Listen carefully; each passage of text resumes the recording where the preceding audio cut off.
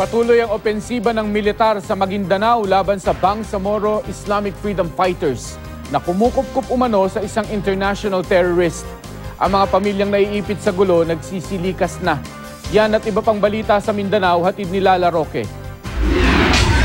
Sunod-sunod ang opensiba ng 6th Infantry Division laban sa Bangsamoro Islamic Freedom Fighters sa Datu sa Libo, Maguindanao. Simula pa kahapon, pinauulanan na ng bala at bomba ng militar ang mga kuta umano ng mga rebelde. Ayon sa mga otoridad, target ng manhunt operation ang grupo ni Commander Bungos ng BIFF. Pinoprotektahan daw nila ang dating senior member ng Jamaah Islamiyah at Singaporean extremist na si Muhammad Ali alias Muawiyah.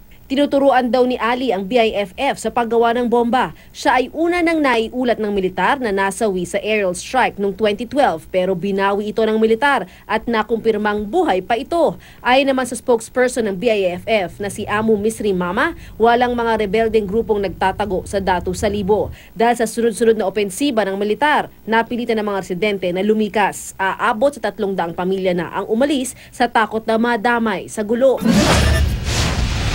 Sa kabila naman ng pagpapatuloy ng peace talk, sunod-sunod pa rin ang pag-atake ng New People's Army sa iba't ibang bahagi ng bansa. Ayon kay JRP Panel Chief Negotiator Secretary Silvestre Bello III, ikinalulungkot nila ang insidente na kinasasangkutan ng NPA.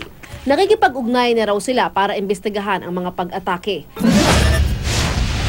Nauwi sa madugong trahedya ang pag-iinuman ng 7 magkaibigan sa Butuan City. Pinagbabaril ng mga salaring nakamotorsiklo ang magkakaibigan.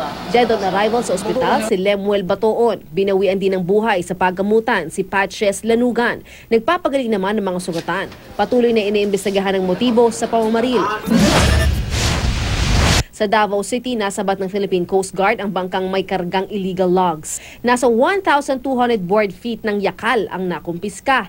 Hindi nakarehistro ang bangka ng 2 suspect at wala ring maipakitang dokumento. Ayon naman sa mga suspect, napag-utusan lang sila ng may-ari ng bangka nihatid ang mga kahoy sa isang resort.